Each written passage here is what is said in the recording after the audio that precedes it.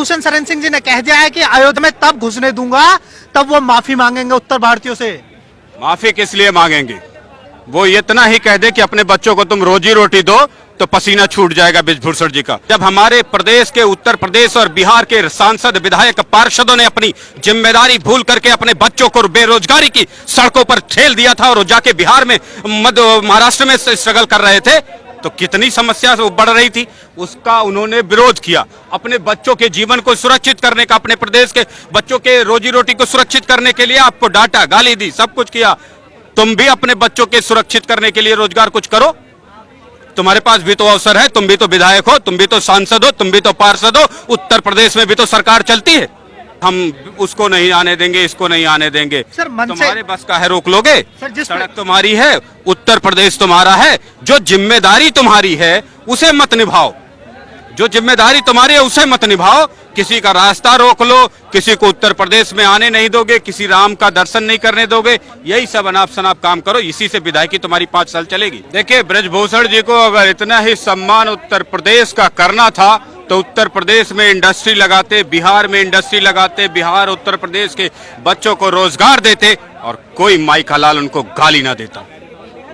लेकिन आप अपने उत्तर प्रदेश में गुंडा राज कायम करके बैठे थे, माफिया राज कायम करके बैठे थे, रोजगार आने का नाम नहीं ले रहा था। नतीजा था कि आपके बेटे मजबूर होकर के कभी बंबई, कभी कर्नाटक, कभी पंजाब जा रहे थे नौकरी करने के लिए। जब ये गुंडों का राज समाप्त किया योगी आदित्यनाथ ने, उत्तर प्रदेश चल पड़ा, अपनी गति से बढ़ चढ़ के आगे बढ़ने लगा।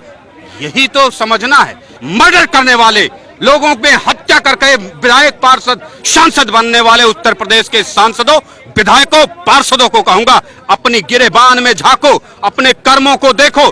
तुम्हारे ही कर्मों की वजह से उत्तर प्रदेश के लोगों को पंजाब जाके नौकरी करनी पड़ी, उत्तर प्रदेश के लोगों को गुजरात जाके नौकरी करनी पड़ी। तुम्हारे ही कर्मों की वजह से उत्तर प्रदेश के लोगों को मध्य प्रदेश, कर्नाटका और तमिलनाडु में जाके नौकरी करनी पड़ती है, तब वो गालियां खाते हैं। इसलिए राज ठाकरे ने तो तुम्हें सच में गाली दिया है तो वो सही दिया है, और मैं भी गाली देता हूं, हमेशा देता रहूंगा कि जिस राज्य ने अपने व्यापारियों को लूटने का काम किया, प्रताड़ित करने का काम किया, फिरौती की, किडनैपिंग की, वो राज्य बिहार जैसे पिछड़े राज्य बन गए।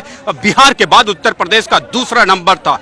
जैसे ही न्याय की एक व्यवस्था स्थापित हुई, गुंडों को पैरों के नीचे लाया गया, उत्तर प्रदेश के विकास की गति आज पूरे भारत में सबसे तेज गति है।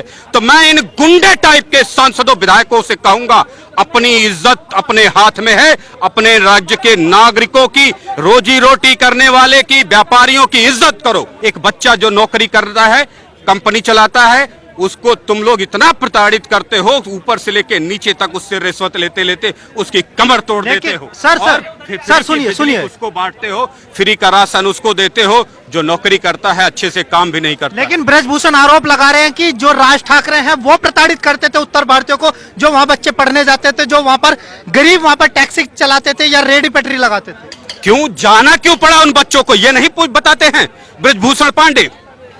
अपने बच्चों को, बिहार के बच्चों को महाराष्ट्र में क्यों जाना पड़ता है? महाराष्ट्री तो उत्तर प्रदेश में नहीं आता, क्यों जाना पड़ता है? क्योंकि उन्होंने रोजी ईमानदारी से अपने ये तो संवैधानिक व्यवस्था है, संवैधानिक व्यवस्था है, लेकिन बेरोजगार अपने राज्य में पैदा करने की अधिकार आपको किसने दिया? व्यवस्था आपने पैदा किया ना। बेरोजगारों की फौज तो आपने तैयार की ना। आपकी यूनिवर्सिटी अच्छी ट्रेनिंग देती है ना, आपके कॉलेज अच्छे ट्रेनिंग देते हैं ना, आपके पास अच्छे स्कूल की बढ़िया ट्रेनिंग व्यवस्था है। ये सारी व्यवस्था ना होने की वजह से एक रोजी रोटी, एक कंपनी वाला कितने लोगों को, चिप्स बनाने वाला कितने लोगों को रोजी रोटी देता है, पता है आपको? पता है?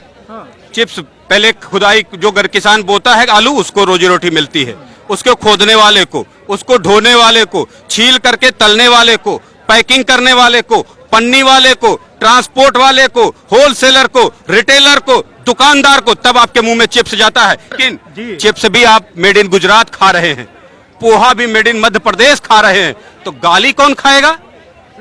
राज ठाकरे गाली नहीं दे रहे हैं। राज ठाकरे 5 तारीख को अयोध्या आने वाले हैं, तो उनका विरोध है इसलिए कि उन्होंने उत्तर भारतीयों के साथ मारपीट की है, वहां पे भेदभाव हुआ है, उन्हें महाराष्ट्र से भगाया गया है। राज ठाकरे ने बिल्कुल सही किया जब हमारे प्रदेश के उत्तर प्रदेश और बिहार के सांसद विधायक पार्षदों ने अपनी जिम्मेदारी भूल करके अपने बच्चों को बेरोजगारी की सड़कों पर ठेल दिया था और जाके बिहार में महाराष्ट्र में स्ट्रगल कर रहे थे, तो कितनी समस्या बढ़ रही थी, उसका उन्होंने विरोध किया। अपने बच्चों के जीवन को सुरक्षित करने का, अपने प्रदेश के बच्चों के रोजी रोटी को सुरक्षित करने के लिए आपको डांटा, गाली दी, सब कुछ किया।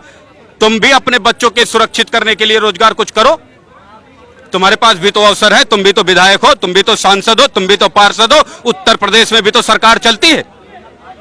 तो ये दायित्व तो हमारा है, हम उत्तर प्रदेश वासियों का है कि हम उत्तर प्रदेश के बच्चों को दुनिया का, भारत का सबसे बेहतर, ताकतवर, मजबूत, शक्तिशाली व्यापारी बनाए, व्यवसायिक बनाए, इंजीनियर बनाए, साइंटिस्ट बनाए। फिर कौन बाल ठाकरे, कौन राज ठाकरे गाली दे देगा? सर आपका कहना है कि जो राज ठाकरे ने किया था वो बिल्कुल जायज था। बिल्कुल जायज है। लेकिन सर सवाल ये है, ब्रजभूषण शरण सिंह जी ने कह दिया है कि अयोध्या में तब घुसने दूंगा तब वो माफी मांगेंगे उत्तर भारतीयों से। माफी किस लिए मांगेंगे? वो इतना ही कह दे कि अपने बच्चों को तुम रोजी रोटी दो तो पसीना छूट जाएगा ब्रजभूषण जी का। मैं इस बात का समर्थन नहीं करता हूं कि बहुत राज ठाकरे ने सही किया, लेकिन उत्तर प्रदेश बिहार के लोगों और मुख्यमंत्रियों, पार्षदों, सांसदों, विधायकों के मुंह पर तमाचा उसने ज्यादा मारा है, बच्चों को गाली कम दी है। लेकिन वही तमाचा अब बड़ा रूप ले चुका है। वो कह रहे हैं कि जो अत्याचार हुआ है वो रावण से अधिक उन्होंने किया है, कि रावण ने इतना नहीं किया था जितना राज ठाकरे ने। राजनेता बकबक करने के लिए, टीआरपी पाने के लिए कुछ भी कहते रहते, कहते करे दीजिए उनको। सर जिस प्रकार से बयानबाजी हो रही है, राम जन्मभूमि उनका है ना, सुनिए, वो रोक लगा सकते हैं। जिस प्रकार से बयानबाजी हो रही है, ये कहीं ना कहीं निजी दुश्मनी का कारण लगता है। लेकिन इससे कहीं नहीं लगता कि क्षेत्रवाद बढ़ेगा, हमारे जो धार्मिक स्थल हैं, हिंदुओं के जो पवित्र धार्मिक स्थल हैं, वो बटेंगे। जब बिहार में, उत्तर प्रदेश में शाम को बैंक वाला ड्यूटी से घर जाता था, उसकी चड्डी तक निकाल लेते थे, तब आपको बेइज्जती महसूस नहीं होती थी। जब आपके देश में एक रोजगार करने वाला बच्चा जाके स्ट्रगल करता था, तब आपको बेइज्जती महसूस नहीं होती थी। बेइज्जती तब महसूस होती है जब आपको कोई सच बोल दे कि तुम बेरोजगार पैदा कर रहे हो और अपने यहाँ रोजी रोटी नहीं दे रहे हो। रोजी रोटी क्यों नहीं दे रहे हो? कंपनी लगने ही नहीं देते थे। लगने से पहले तुम्हारा डीएम, एसडीएम, कलेक्टर, थानेदार, चौकीदार सब रिश्वत मांगने लगते थे। एक अमेरिकन ने क्या बोला मुझे पता है? बोला एक प्लांट में लेके आया था इंडिया में, इंजीनियर था जौनपुर का, अमेरिका में इंजीनियर था, जौनपुर का व्यक्ति था। क्या बोला पता है? मैं प्लांट लेके अपनी दम पे आया था इंडिया में, यहाँ लोगों ने मुझसे इतनी रिश्वत मांगी कि मैं ले जाके उसको कराची में लगा दिया, इंडिया में नहीं लगा पाया। ये है हमारे राज्य की स्थिति। इसी वजह से बेरोजगारी पैदा हुई, इसी वजह से आपको गालियां मिली, इसी वजह से आपके सांसद, विधायक, पार्षद लूट करके बुलेरो और स्कॉर्पियो में बनते ही टहलने लगते हैं, और जनता, आपके वो बच्चे जो रोजी रोटी पैदा करते हैं, रोजगार देते हैं, वो स्ट्रगल करने लगते हैं सड़कों पर। सर जिस प्रकार से महाराष्ट्र की बात करें तो वहां पे भी 5 ज्योतिर्लिंग है, सैकड़ों प्राचीन मंदिर है, जहां पर देश का छोड़िए विदेश का हिंदू घूमने आता है। लेकिन महाराष्ट्र का कोई भी नेता या एमएनएस का कार्यकर्ता या राज ठाकरे की तरफ से कभी ये नहीं कहा गया कि यूपी के उत्तर भारतीय लोगों को यहाँ पे नहीं घुसने देंगे। एक्चुअली मैंने कहा ना, हर व्यक्ति, एक पॉलिटिकल व्यक्ति ने, राज ठाकरे ने जब उत्तर प्रदेश और बिहार के लोगों को गाली दी थी तो यहाँ के विधायकों, सांसदों, पार्षदों, मुख्यमंत्रियों को गाली थी। ये किसी बच्चे को गाली नहीं थी। रोजगार हमारा रोजगार इन्हीं के लोगों की बेवकूफ़ियों की वजह से कम हुआ, हमारे बच्चों की स्किल इन्हीं की वजह से कम हुई। जब स्कूल बनाते हो, उसको अफिलिएशन देते हो तो रिश्वत लेके अफिलिएशन बांट देते हो। वहाँ 4 साल बच्चा बीटेक करता है, सोल्डरिंग नहीं कर पा रहा है। ऐसे तो तुम्हारे इंजीनियरिंग कॉलेज है उत्तर प्रदेश में, कैसे रोजी रोटी मिलेगी मुझे बताओ? कैसे सम्मान मिलेगा विश्व में आपको? वही आईआईटी का बच्चा वही बीटेक की डिग्री लेकर के पूरी दुनिया में डंका पीटता है। यानी कि आपकी क्वालिफिकेशन, आपके कॉलेज रिश्वत ले लेकर के बांटते। कितने यूनिवर्सिटी पे काम किया, कितने अफिलिएशन बांटने वाले वाइस चांसलर पर आपने काम किया कि आपने गलत व्यक्ति को अफिलिएशन दे दिए डिग्री बांटने की, वो अच्छी डिग्री नहीं दे रहा। एक्चुअली अगर आप सही बात को एड्रेस करेंगे तो प्रॉब्लम सॉल्व हो जाएगी। लेकिन ये खाली पैसे ले लेकर के 2 लाख, 4 लाख, 5 लाख पैसे लो, एफिलिएशन दे दो इनको, फार्मेसी की डिग्री बांटने के लिए, इनके बीटेक के लिए, इनको बायोटेक के लिए, आता जाता किसी को कुछ नहीं। डिग्री लेके हमारे बच्चे बेरोजगार घूमे जा रहे हैं। अगर उनके पास स्किल होती तो एक दुनिया बना देते, उसके सामने दुनिया झुक जाती। मेरे पास छोटी सी स्किल, मैंने मुकेश अंबानी को भी अपना कर्जदार बना लिया। आपके पास है क्या? क्यों? BA तो कर चुके होंगे आप, AA की भी कोशिश कर रहे होंगे क्योंकि उत्तर प्रदेश से हैं, PhD भी कर लेंगे, लेकिन प्रोडक्ट नहीं बनाने की क्षमता, स्किल बनाने की क्षमता नहीं, तो धक्के खाओ, गाली सुनो। ये राजनीतिक स्टंट है, छोटी छोटी पॉपुलैरिटी के लिए ये विधायक सांसद पता नहीं क्या क्या करते रहते, चड्डी भी अपनी उतार के दिखाते रहते। इससे कुछ नहीं होने वाला है। अगर करना है तो उत्तर प्रदेश के सारे स्कूलों, डिग्री कॉलेजों की डिग्रियां रद्द करो जो बांट रहे हैं फर्जी डिग्रियां। तुम्हारे बच्चे देखें कैसे बेरोजगारी पर घूमते हैं। अगर तुम्हें हिम्मत है तो करो। अभी तमाम यूनिवर्सिटियां फर्जी डिग्री दे रही, सवाल पूछो तो अपने कोर्स की डेफिनेशन भी नहीं बता पाती। ऐसे बच्चों, ऐसे युवाओं से देश का कूड़ा कर रहे हैं आप। ठीक करो उसकी, सांसद हो ना तुम, करो ठीक। और अयोध्या में ही तुम्हारे कितने इंजीनियरिंग कॉलेज है और कितनी बढ़िया डिग्री है तुम्हारे बच्चों को मिल रही है, पता करके देखो। हम उसको नहीं आने देंगे, इसको नहीं आने देंगे। सर, मन से तुम्हारे बस का है, रोक लोगे? सर, जिस सड़क तुम्हारी है, उत्तर प्रदेश तुम्हारा है। जो जिम्मेदारी तुम्हारी है उसे मत निभाओ। जो जिम्मेदारी तुम्हारी है उसे मत निभाओ।